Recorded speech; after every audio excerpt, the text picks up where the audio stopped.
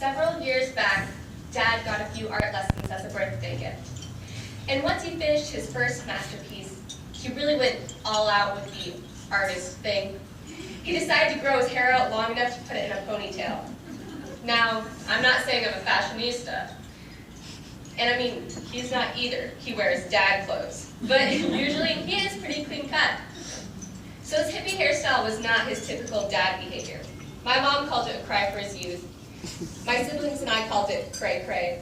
That's teenage speak for he's lost his ever-loving mind. By the end of the summer, it almost reached shoulder length. When one night he grabbed the stool from the kitchen, set it out on the deck, and said, "Come on, kids, it's time to loosen the reins on this ponytail." Have you ever held one of those electric clippers in your hands? They kind of vibrate while making a bzzz noise. Kind of this perfect sound for like a horror film. Well, Dad hands these clippers to me and says, "Start on the sides." I decided we're going to have a little fun with this. I buzzed right along the side of his head, large chunks of hair sprinkled to the floor. I hand the clippers to my sister, who is much more eager than I, as she takes a pass on the other side of his head. My brother smirks. He shaves the back portion of Dad's head. All that's left is the little strip on the top. That's right. "Look, Dad, we gave you a mohawk." Then, just like that, Dad stands up and says, "Great, let's keep it like this." The next Sunday morning, everyone gets in the car except Dad.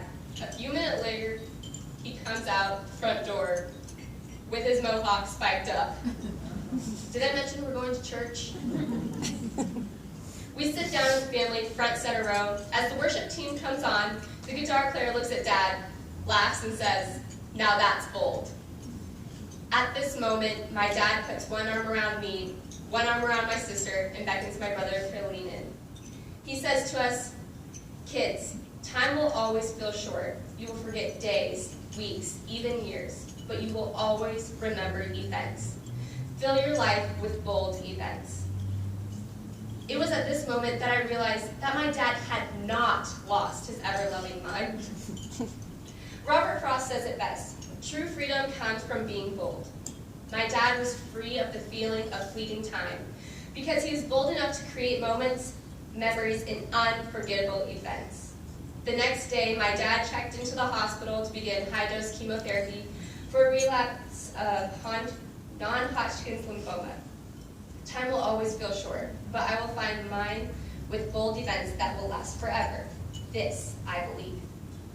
When Dad was diagnosed with non-Hodgkin's lymphoma for the first time, I was 4. I remember my parents explaining how he would lose his hair while receiving chemo, but it would make him get better. My parents have an old video of me. I love it. In it, I'm kissing his bald head, stopping to look at the camera saying, "Look, Mommy, Daddy's all better. See, he's bald now." At age 4, the time felt short, but my dad's bald head was an event. 5 years later, he was diagnosed with a second type of cancer, chronic myeloid leukemia. I was in the 4th grade now, old enough to understand what being sick meant. We studied volcanoes that year. I spent much of my 4th grade year feeling like a volcano. Here in Washington, there are 5 active volcanoes. And yesterday, we remembered the 35th anniversary of the explosion of Mount St. Helens. I wasn't alive during the eruption, but my parents were. And I asked them if they remembered what they were doing that day, and they remembered exactly. They're giving me a count by count of what happened on the day. Is there anyone in here that remembers what you were doing that day? Awesome, put your hands down. You remember this because it was a bold event in Washington.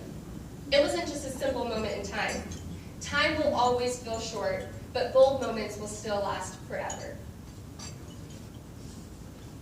Dad's relapse occurred the summer before my sophomore year. His first day of chemo was my first day of 10th grade. My sisters and I didn't necessarily enjoy going to the hospital. My dad didn't feel very well usually. Then one day we took a sheet of self-adhesive googly eyes. We stuck them all over the room, on his bed, the TV, the toilet, the doorknob. We started doing other things to make people have fun. One day we hosted a floor-wide conga dance down the halls with patients and visitors alike. I couldn't tell you the exact dates that these events took place, but I can tell you the lifelong lessons that we learned. This, I believe. Time will always be so short, so create events that will be remembered. Have fun, stand up for what you believe, and always be bold. Thank you, Dad, and thank you all.